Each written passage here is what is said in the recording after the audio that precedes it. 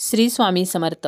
गरुड पुराण, पद्मपुराण, अग्निपुराणामध्ये महाशिवरात्रीचे महत्त्व सांगितलेले आहे आणि यंदा 2025 मध्ये महाशिवरात्री कधी आहे, पूजेचा शुभमुहूर्त काय असणार आहे, या दिवशी काय करावे, त्याचप्रमाणे शिवपूजा करताना कोणते नियम पाळावेत, महाशिवरात्रीच्या उपवासाबद्दलची थोडक्यात माहितीसुद्धा आपण या व्हिडिओमध्ये पाहणार आहोत. त्याचप्रमाणे शिवलिंगावरती आपण या दिवशी काय अर्पण करावे आणि कोणत्या वस्तू या चुकूनही अर्पण करू नयेत, अशी संपूर्ण माहिती आपण या व्हिडिओमध्ये पाहणार आहोत. व्हिडिओला सुरुवात करण्या अगोदर तुम्ही जर चॅनलवरती नवीन असाल आणि पहिल्यांदाच माझे व्हिडिओ पाहत असाल तर चॅनलला सबस्क्राईब करा. व्हिडिओ माहितीपूर्ण वाटला तर व्हिडिओला लाईक करा. 2025 या वर्षामध्ये शेवटचे महाकुंभचे जे शाही स्नान असणार आहे तर ते सुद्धा महाशिवरात्रीच्या दिवशी असणार आहे. त्यामुळे अतिशय दुर्मिळ असा शुभयोग या दिवशी जुळून येणार आहे.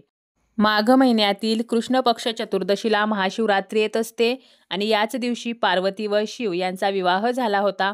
महाशिवरात्री ही भगवान शिव आणि माता पार्वतीचा विवाह सोहळा म्हणून साजरी केली जाते. वर्षभरामध्ये 12 शिवरात्री येतात, परंतु त्यापैकी फेब्रुवारी किंवा मार्च महिन्यामध्ये येणारी जी शिवरात्री असते तर ती अत्यंत खास असते आणि ही शिवरात्र आपण महाशिवरात्री म्हणून साजरी करत असतो. जे लोक महाशिवरात्रीचा उपवास करतात, साधना करतात, त्यांना भगवान शिव आशीर्वाद देतात. समुद्रमंथनातून निघालेले हलाहल याच दिवशी शंकरांनी प्राशन केले होते आणि जगाला विनाशापासून वाचवले होते. या दिवशी सर्व शिवमंदिरामध्ये भोलेनाथांचा रुद्राभिषेक चालतो. त्याचप्रमाणे भगवान शिवांना प्रत्येकजण या दिवशी प्रार्थना करत असतो, त्यांची पूजा करत असतो. याच दिवशी शिव आणि शक्तीचे मिलन झाले होते. सजीव सृष्टीची निर्मितीसुद्धा याच दिवशी झाली. या दिवशी केलेल्या पूजेचे फळ हे इतर दिवशी केलेल्या पूजेच्या 100 पट अधिक असते. या दिवशी शिवलिंगाची पूजा केल्याने महादेव लगेच प्रसन्न होत असतात. धर्मशास्त्रानुसार महाशिवरात्री ही गंगेच्या थेंबाप्रमाणे पवित्र मानली आहे. त्याचप्रमाणे महाशिवरात्रीचा दिवस हा अत्यंत शुभ मानला जातो. याच दिवशी प्रकाशाच्या स्वरूपात शिव प्रकट झाले होते आणि या दिवशी व्रत केल्याने धनधान्य व सुख सौभाग्य यामध्ये वाढ होत असते. महाशिवरात्रीच्या दिवशी जो कोणी भक्त भक्तिभावाने शिवांची आराधना करतो तर त्याच्या सर्व मनोकामना शिव पूर्ण करत असतात. 2025 मध्ये 26 फेब्रुवारीला सकाळी 11:08 ही तिथी सुरू होणार आहे आणि 27 फेब्रुवारीला सकाळी 8:54 ही तिथी समाप्त होणार आहे. 26 फेब्रुवारीला महाशिवरात्री जी आहे तर ती साजरी केली जाणार आहे आणि महाशिवरात्रीची पूजा जी आहे तर ती निश्चित काळामध्ये केली जाते. तर निश्चित काल जो आहे तर तो कोणता असणार आहे, पूजेचा शुभमुहूर्त काय असणार आहे, तर 26 फेब्रुवारीला रात्री 12:09 पासून ते 12:59 हा अत्यंत शुभमुहूर्त असणार आहे. त्याचप्रमाणे प्रथम प्रहर, त्याचनंतर दुसरा मुहूर्त, तिसरा मुहूर्त, चौथा मुहूर्त, तर हे मुहूर्त कोणते असणार आहेत, तर प्रथम प्रहर पूजा ही संध्याकाळी 6:19 पासून ते रात्री 9:26 करता येईल. दुसरा मुहूर्त हा रात्री 9:26 पासून ते रात्री 12:34. तिसरा मुहूर्त हा 12:34 पासून ते 3:42 असणार आहे आणि चौथा मुहूर्त हा 3:42 पासून ते दुसऱ्या दिवशी सकाळी 6:48 असणार आहे.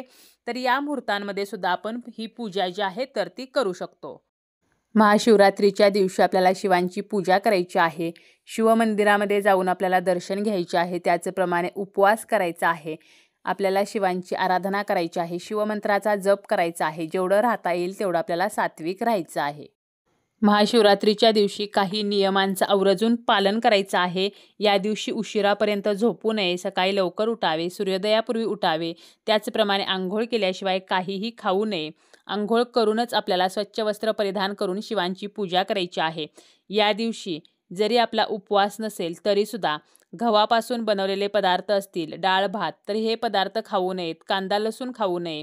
त्याचप्रमाणे या दिवशी मांसाहार करू नये.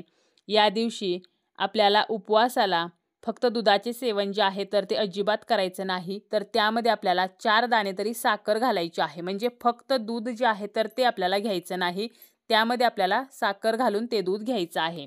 या दिवशी शिवलिंगावर इतरांनी अर्पण केलेल्या ज्या गोष्टी आहेत तर त्या प्रसाद म्हणून ग्रहण करू नयेत, कारण असे करणे अशुभ मानले जाते. तसेच या दिवशी काळे कपडे घालू नयेत. पूजेमध्ये शंखाचा वापर करू नये. महादेव आणि शंखाचे जमत नाही, त्यामुळे पूजेमध्ये शंख वापरू नये. उपवास जो आहे तर तो दुसऱ्या दिवशी अंघोळ करून त्यानंतरच आपल्याला सोडायचा आहे. तसेच शंखाचा वापर करून शिवलिंगावरती जलाभिषेक करू नये. दह्याचा किंवा दुधाचा अभिषेक करताना तांब्याचे भांडे वापरू नये. पितळ किंवा चांदीचा तांब्या आपण वापरू शकतो, परंतु चुकूनही आपल्याला तांब्याचा तांब्या वापरायचा नाही. तसेच शिवांच्या पूजेमध्ये तुळशीचा वापर करू नये, अन्यथा कालसर्प दोषासारखे दोष लागतात.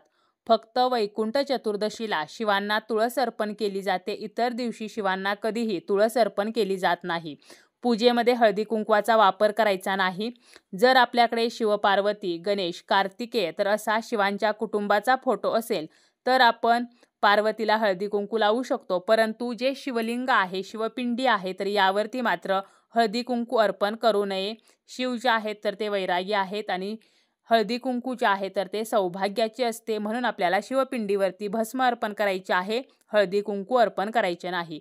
तसेच तुटलेले फाटलेले बेलपत्र जे आहे तर ते पूजेमध्ये वापरू नये.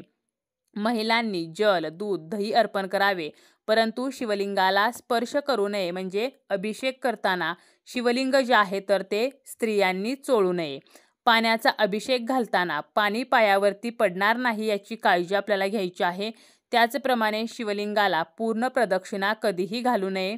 या दिवशी पशुपक्षी मारू नयेत, त्यांना त्रास देऊ नये, घरामध्ये कलह करू नये. तसेच उपवासासाठी आपण जे पदार्थ बनवतो तर त्यामध्ये आपल्याला सैंधव मीठाचाच वापर करायचा आहे, दुसरे मीठ या दिवशी खाऊ नये.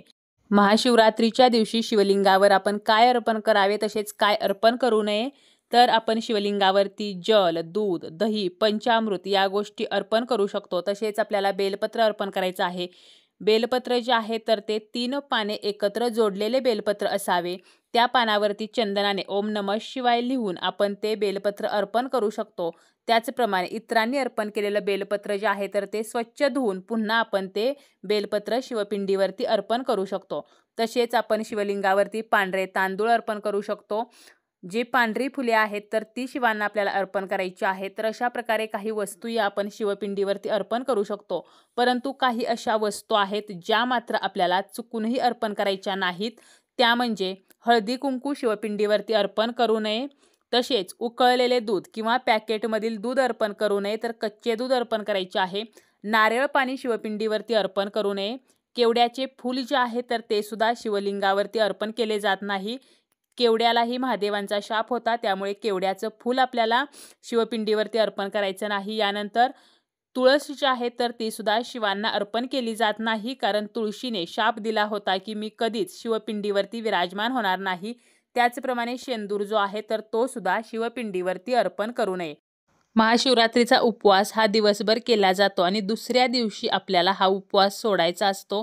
यामध्ये आपण निर्जला व्रत करू शकतो, म्हणजे काहीही न खाता पिता व्रत केले जाते, किंवा आपण फलाहारी व्रत करू शकतो, म्हणजे फक्त दूध आणि फळे खायचं.